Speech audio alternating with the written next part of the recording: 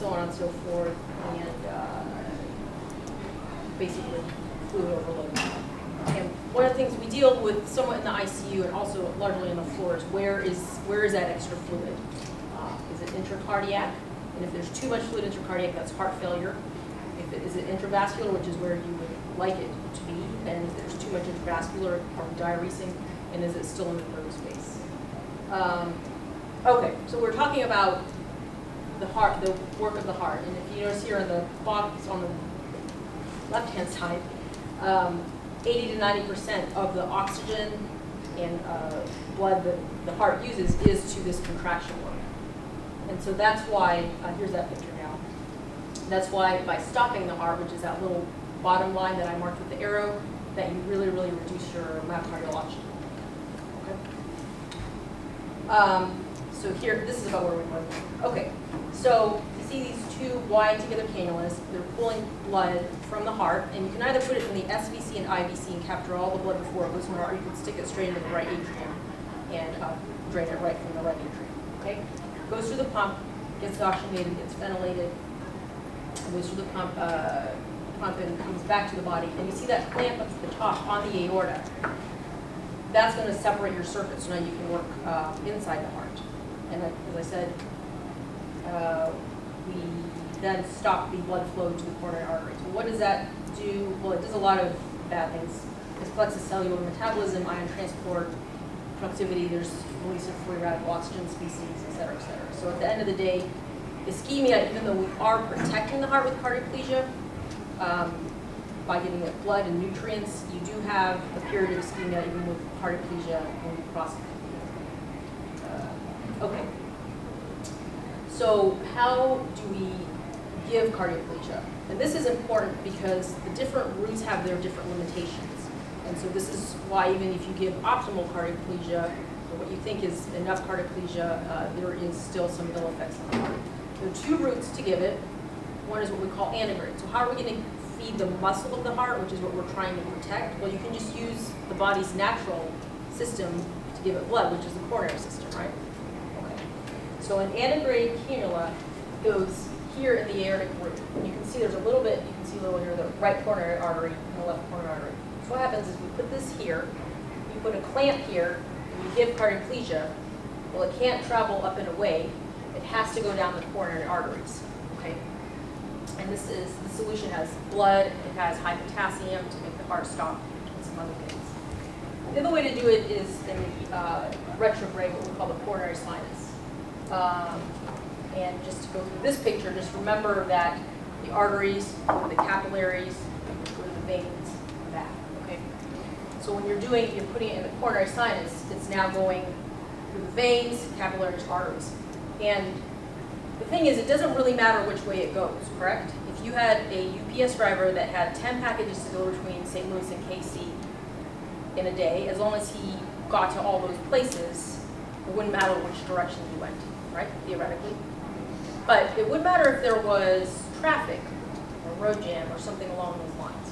So when we think about some disease processes that might affect your ability to give cardioplegia, one is, let's say we're there for a CABG. Let's say the LAD is occluded. So if you give antegrade cardioplegia, well, the reason we're there is that the root is messed up. And so it's not going to get very good cardioplegia. So that area of the heart will not be protected that well. The other thing is, I mentioned if you put a clamp here and you're giving that cardioplegia, it should go down the coronaries. Well, if you have wide open AI, it's more likely to go down the path of least resistance, which is going to be straight through that valve, open valve, to the AI, and distend your LV. So sometimes antegrade cardioplegia is not great. What about retrograde cardioplegia? Okay. So retrograde cardioplegia should theoretically doesn't have to go through, it goes through the veins, capillaries, and now it can go through their connection to the arteries, right? So it could be able to bypass some of those blockages that's coming the other way. But there's one major issue, which is that the anatomy of the heart is such that most of the venous system is attached to the coronary sinus. But particularly in the right heart, there are a few veins that drain directly into the right heart. They're not connected to the coronary sinus system, or to that system that collects in the coronary sinus. So if you give retrograde, that area of the heart will not necessarily be affected. And This has been studied, and this bar graph shows you how well different areas of the heart did receive cardiac lesion labeled with microspheres. You can see the right ventricle actually did not get very much, and the posterior septum. Why? Because usually that PDA is coming off that right side, right? Okay. So this talk's supposed to be mostly about CABG, so I'm just going to kind of show you. This is a CABG picture. How do we kind of help protect the heart using our techniques? When we give antegrade, we give retrograde. And the first thing we do is start sewing our distal anastomosis. We do the proximal first, we do the distal. Why? Because this free piece of vein, once it's hooked up, see here's a blockage, here's where we're going to sew that graft on. Now we can take that free end of the graft and give cardioplegia. So where before the antegrade was going to come down and hit this and not really feed this, now you can use your new anastomosis and feed the heart. And then at the end of the case, hook it up at the top. Does that make sense? Are there any questions so far? No. Okay. So you'll see in a little bit how all this affects our assessment of the patient. So you guys hopefully are familiar with how when we call in or you call us, we always just get the report the same way. Why? So I know there's a culture of don't say that's just because it's always done, but there's a logic to it. So first of all, when you hear us around, there's like a million numbers, right? And how do we process that? Well, if we do it the same way every time, there's an algorithm that helps you filter out the noise. If you do it a different way every time, now two people are trying to get on the same page in the language. So there's a logic to it. And the first two numbers are index and SpO2 if the patient has a swan. And we want to know the heart rate and heart rhythm, the blood pressure, CEP and K pressures, hourly urine output the last 3 hours, chest tube output the last 3 hours if it's the first day or immediate post-op therapy. And then things like labs, okay? So very standard, and that way if it's 2 in the morning and our brain is fuzzy, we're like, okay, yes, I understand this algorithm and we know how to process that better. So what are the indicators for the heart? Again, the heart is going to be our number one priority, just to know if that's working. It's always the cardiac index and the SpO2. Cardiac index above 2 and an SpO2 above 60. Now, and then these three things at the bottom tell us how well the heart is working and how is the body working. Now, you notice I grade out heart rate and rhythm and blood pressure. Lately, I've had a number of students that come in and I say, how do we know the heart is doing? And they mention these two parameters. So the important thing to remember is that even though we respond very strongly to blood pressure, it does not necessarily indicate how well the heart is functioning. I'll give you 2 examples. So this patient, I don't know if any of you had this, he had a TAVR, came back from cath lab and was in complete heart block, and his heart rate was in the 40s. But his blood pressure was great, actually it was too much, it was 180 over 90s. So does anybody want to guess, was his cardiac index low, normal, high? What would you guess if you didn't have a swan in this patient? Low, below, anybody normal? Okay, so most people, and in fact, even some other physicians came in and said, oh, we don't need to do anything about the heart block because his blood pressure is great. Well, we had a swan in this patient, his index was actually 0.8. Okay, so how do I know that it was that? Well, so then we started transcutaneously pacing him, we gave him atropine, and when his heart rate then became normal, his index actually doubled. So the blood pressure, even though it was high, was really not an indication of the cardiac index, and that's how markedly divorcing can be. Okay, and then the other thing you could do for this patient is an afterload reduction.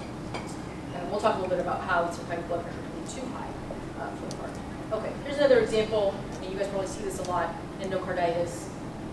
The fixed valve, they get very septic, and the blood pressure is low, but they have a very high index. And again, the blood pressure doesn't reflect how well the heart's doing, because they're septic. They lose their vascular tone. So vascular tone isn't always connected to what the heart is doing. Okay. What about heart rhythm or heart rate? Does that tell you anything about the heart function? Not really. AFib doesn't necessarily mean that there's a low index. It can cause a low index.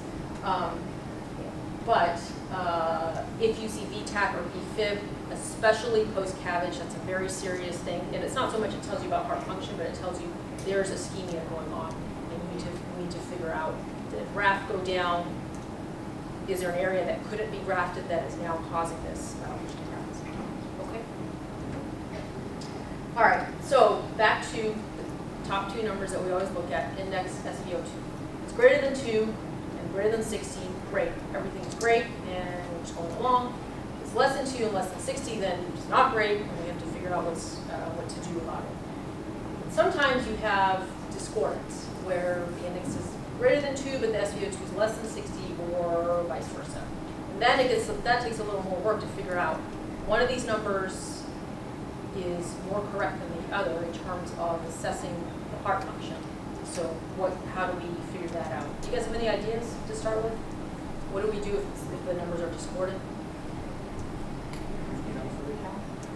Sorry, what? We could recalibrate it. Okay, so we could recalibrate it. That's true, and it could be just that the SpO2 is not calibrated correctly. Check hemoglobin. Hemoglobin? Okay, how does that work? I mean, if your SpO2 is low, I would want to check your hemoglobin, because maybe that a low hemoglobin is why your SpO2 is low. Right, yeah, so anemia can falsely lower your SpO2. Anything else? Possibly an ABG just to make sure as far as oxygenation, things are going well there. Yeah, good. So if your SATs are low, kind of going along with the anemia, and you don't have that much blood to get, so the SpO2 is going to be low. CBP related to volume. Yes, but that's not going to help you so much to figure out which of these is correct. Oh. But it does help you in terms of if something is off. If you decide that the one that's worse is correct, you're going to pursue that line of reasoning. Anything else? Okay. So the first thing that was mentioned was recalibrate. We do this a lot, and that's fine as the first step. But sometimes I see what the night residents do, because they don't know what to do, is they recalibrate it, and then they recalibrate it, and then they recalibrate it. So that once you get a recal and you see that it's still low, well, now you're calibrated. You should be calibrated, right? Unless you move unless the patient moved or the swan moved or something else happened. So recalibrating in and of itself is not a therapy. It's just trying to figure out is my number right or not. It's like when we send a hemoglobin that's low, we want to make sure it wasn't deleted. So we really should only recalibrate once, and then, unless there's some reason to suspect that it got uncalibrated again, not doing that. So we mentioned hypoxia and anemia. Those are good ones. Make sure the swan's in the right place. Actually, there's a patient upstairs right now. Cora called me and she said, "Oh, the index went to 1, and she's got an X-ray, so it looked like it had maybe moved out. So it could be it could have pulled back into the RV generally. You want to make sure your height and weight are accurate. Remember, the index, the output is what's actually measured by the swan, and then you plug in the numbers for the height and weight to correct for the body surface area. So if either of those is entered incorrectly, your index could be inaccurate. TR will can make your index falsely low. Why is that? Less blood's getting out. Well, how does a swan work? How does it figure out the cardiac output? Maybe by the blood flowing past the thermistor, or whatever it's called. Yeah. So if you're getting tricuspid regurg, then it's not going to be Yeah. So blood what's flow that both ways. process called where? Thermodilution? Thermodilution. So it's measuring the temperature drop, right? The faster it goes, the less the temperature is going to drop, right? But if you have a lot that's going back, now that's going to mix and cause the temperature differential to be different than what it should be. And same thing with shunting, although usually if there's a shunt like a PFO or an ASD, we'll have corrected it in the OR if it was significant enough to cause issues like that. Okay. Any questions on that?